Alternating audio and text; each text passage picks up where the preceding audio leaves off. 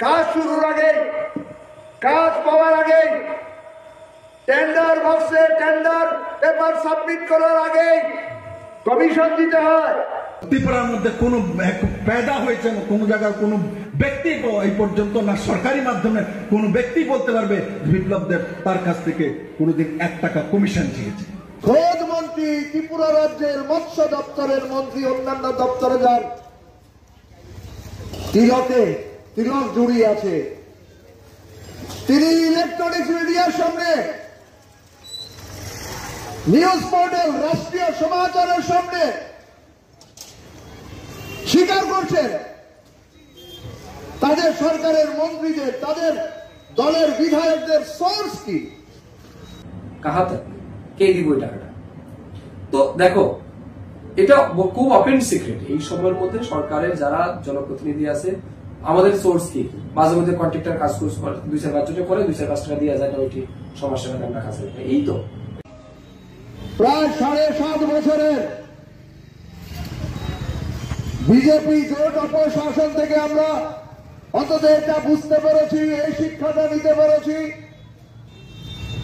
মানুষের সাথে আলাপচারিতায়, মানুষের অংশগ্রহণে, মানুষের চোখের জলে, মানুষের রক্ত ঝেঁকায় ঝরা ওই মাটির গন্ধ শুকে শুকে আমরা বুঝতে পেরেছি এখন একা থাকার সময় না, ঘরে বসে থাকার সময় না, ঘর থেকে বেরিয়ে আসার সময়, লড়াই করবার সময়। তা না হলে আমার আগামী প্রজন্ম রক্ষা পাবে না।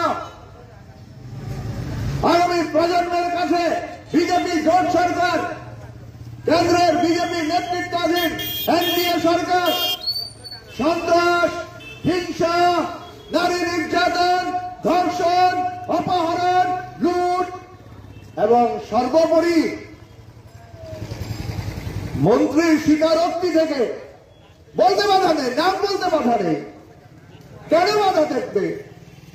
খোদ মন্ত্রী, ত্রিপুরা রাজ্যের মৎস্য দপ্তরের মন্ত্রী অন্যান্য দপ্তরে যান, তিলক জড়িয়ে আছে। তিনি ইলেকট্রনিক্স মিডিয়ার সামনে, নিউজ পোর্টাল, রাষ্ট্রীয় সমাচারের সামনে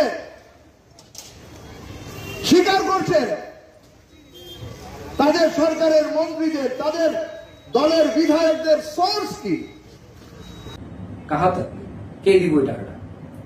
তো দেখো, এটা খুব ওপেন সিক্রেট। এই সময়ের মধ্যে সরকারের যারা জনপ্রতিনিধি আছে, আমাদের সোর্স কি, মাঝে মধ্যে কন্ট্রাক্টর কাজ করছে, 2-4 টাকা করে 2-4-5 টাকা দিয়ে যায় না, ওইটি সমস্যা না আমরা কাছে। এই তো আরামায়েশের জন্য, বাড়ি গাড়ির জন্য, সুখে থাকার জন্য, দিল্লি হিল্লি করার জন্য, দেশ বিদেশে ঘোরার জন্য তাদের সোর্স কি? তাদের সোর্স হচ্ছে সোর্স মানি। এই সোর্স মানি কে জোগায়? ঠিকাদাররা। ঠিকাদারের কাছে কার টাকা যায়? জনগণের টাকা, আপনার টাকা, মানুষের টাকা, করের টাকা। সেই করের টাকা উন্নয়নের কাজে ব্যবহৃত না হয়ে সেই টাকা যায় মন্ত্রীর সোর্স মানি হিসেবে কমিশন বাণিজ্যে লিপ্ত হয়ে পড়েছে জোট অপশাসনের মন্ত্রীরা, শাসক দলের বিধায়করা। সেই জন্য সারা রাজ্য এখন দুর্নীতিতে ছেয়ে গেছে, লুটপাটের রাজত্ব, আইনের শাসন। মন্ত্রী বলছেন, মুখ্যমন্ত্রী বলছেন সুশাসন চলছে, স্বীকার করেন। আমাদের আলোচনা যারা শুনছেন, আপনি বলতে পারেন সুশাসন চলছে, এটা কি সুশাসনের চেহারা? এই যে আমরা যেখানে সভা করছি, বান্ধব মিষ্টান্ন ভান্ডার, ঐতিহ্যশালী একটি মিষ্টির প্রতিষ্ঠান, কেন বন্ধ? কেন তার তালা খোলা হচ্ছে না? কে তালা মারল? প্রশাসন জানে না? তোলাবাজির শিকার এই বান্ধব মিষ্টান্ন ভান্ডার সহ এই শহরের অনেকগুলো ব্যবসা প্রতিষ্ঠান ভালো আছে, বলবেন সুশাসনে আছে।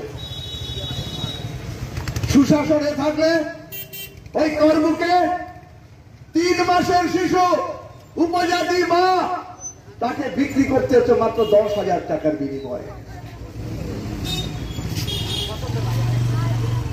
গন্ডা ছাড়া মাত্র 7 দিনের শিশু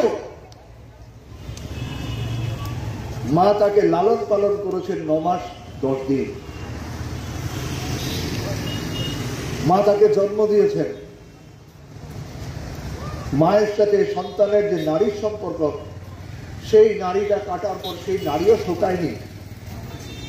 7 দিনের মাথায় মা বুঝতে পেরেছে, বাবা বুঝতে পেরেছে, আয় নেই, উপার্জন নেই,